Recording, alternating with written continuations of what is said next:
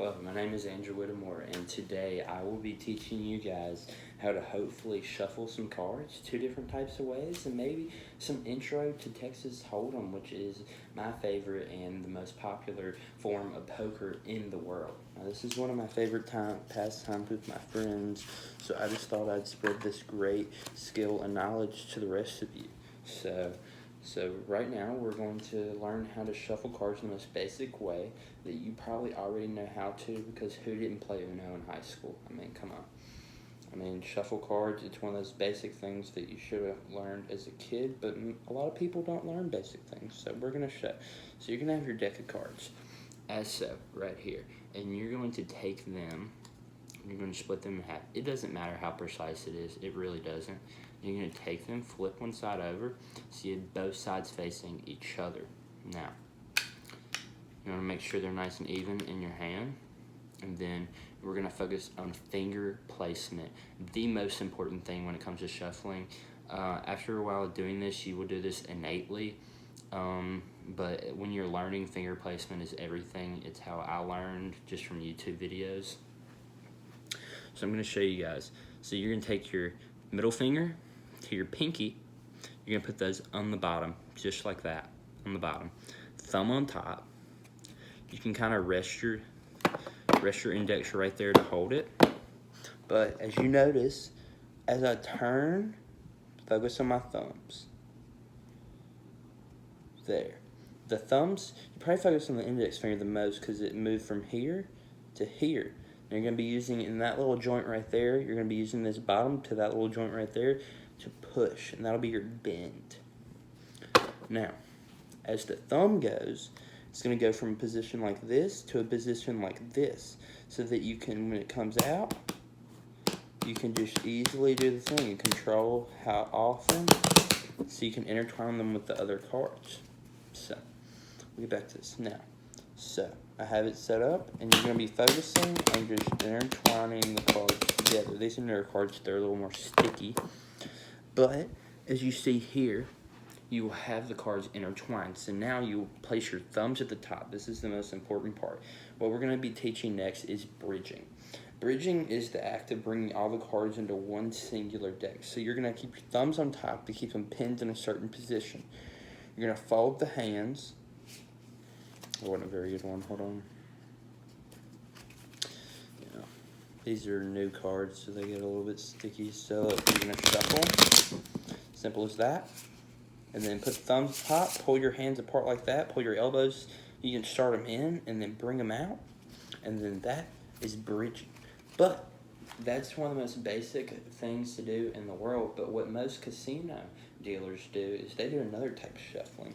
Because if you pay attention to me right here, you can probably tell when I do like this and I stack them, you can see the bottom two cards. And even if you did that or something, there's no way to avoid people seeing the bottom two cards.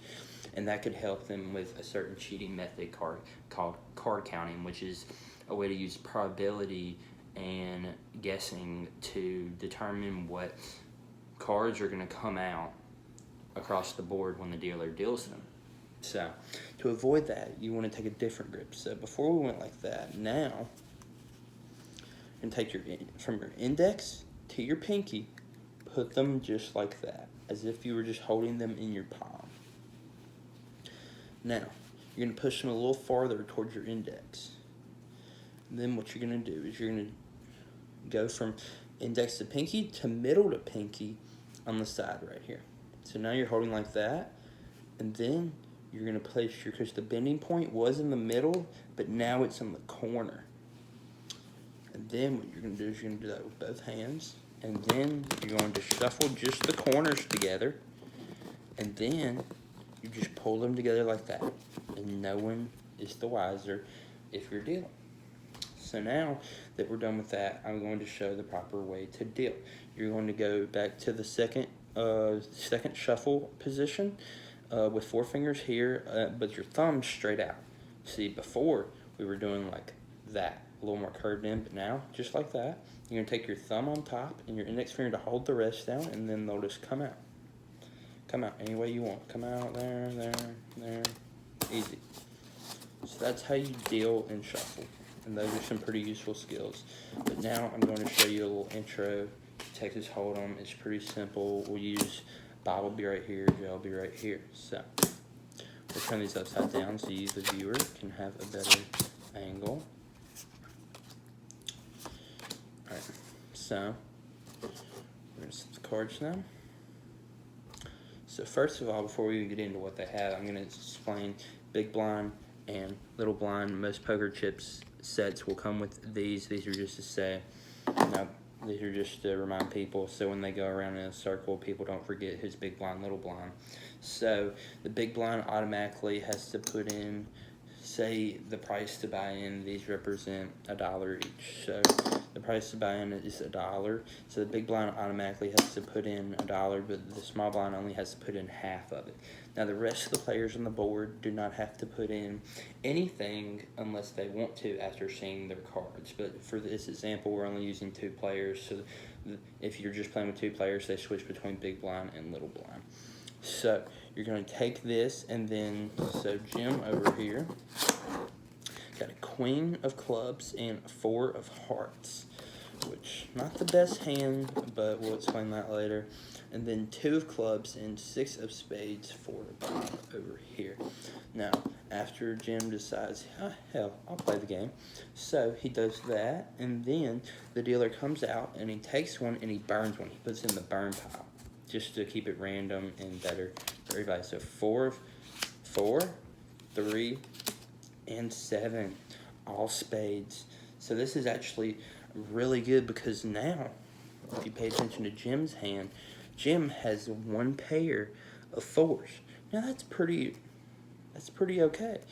But if you pay attention here, you'll notice that there's 7, 3, 4. There's a lot of holes you can fill in for something called a straight, which say if I had 2, 3, 4, 5, 6, 5 in a row of any numbers, then that would be a straight, and that is a ridiculously good hand right there. But he also has a spade, and all these are spades.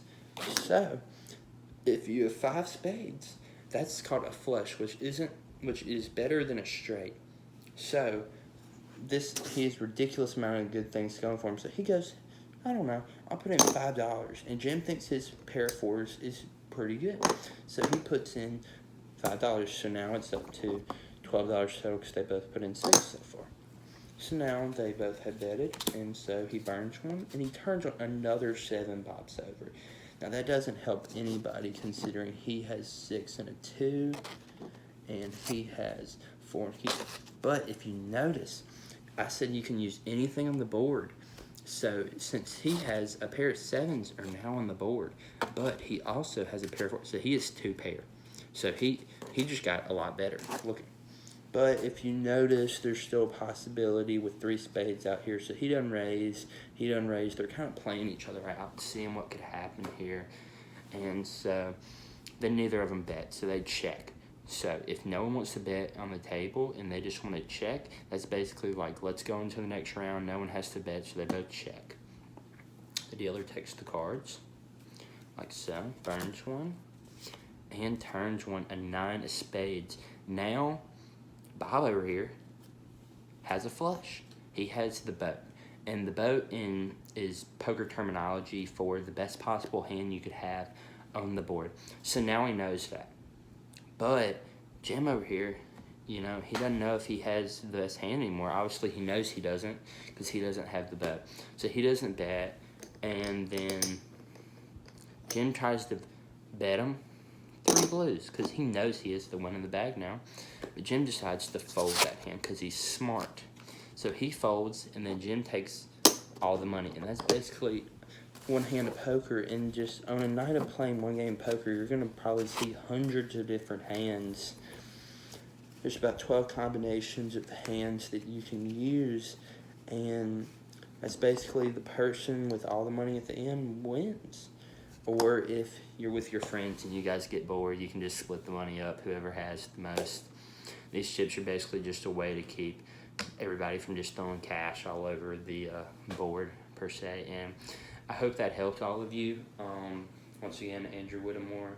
I hope I helped you guys learn how to shuffle if you did not, or understand poker I don't know, next time you see your dad watching it on TV or something, you don't get it. Maybe you'll get it a little bit more, but thank you for watching my video. Thank you all.